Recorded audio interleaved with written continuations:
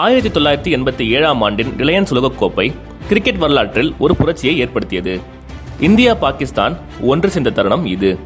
என்ன நடந்தது வாங்க தெரிஞ்சுக்கலாம். இது விளையாட்டின் அதிகார சமநிலையை மாற்றிய ஒரு முக்கிய நிகழ்வாகும். சர்வதேச கிரிக்கெட் கவுன்சிலின் கட்டுப்பாட்டில் இருந்து இங்கிலாந்து மற்றும் ஆஸ்திரேலியாவின் ஆதிக்கத்தின் முடிவை குறிக்கிறது. இந்த மாற்றம் வெறும் இடமாற்றம் மட்டுமல்ல, இது மற்ற கிரிக்கெட் நாடுகள் சம உரிமைகளை கோர ஆரம்பித்ததை குறிக்கிறது. 1983 ஆண்டில் இந்தியா உலகக்கோப்பையை வென்ற பின் இந்த நிகழ்ச்சியை ஆசியாவில் நடத்தும் முயற்சி தொடங்கியது. NKP சால்வே, ஜக்மோகன் தால்மியா மற்றும் IS பிந்த்ரா ஆகியோர் இந்த முயற்சிக்கு தலைமை வகித்தனர்.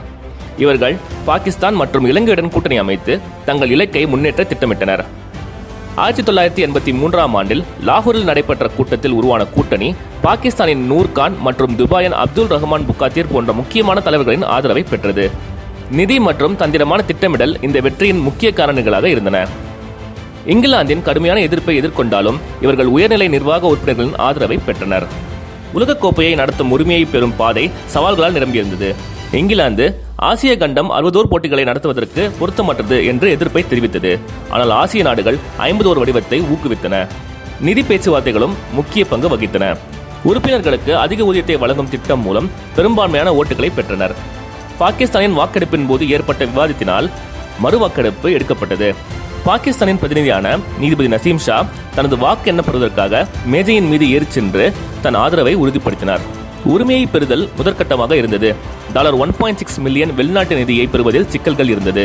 அப்போது இருந்த இந்திய பிரதமர் ராஜீவ்காந்தி நேரடியாக தலையீடு செய்து நிதி உதவியையும் அரசின் ஆதரவையும் உறுதி செய்தார்.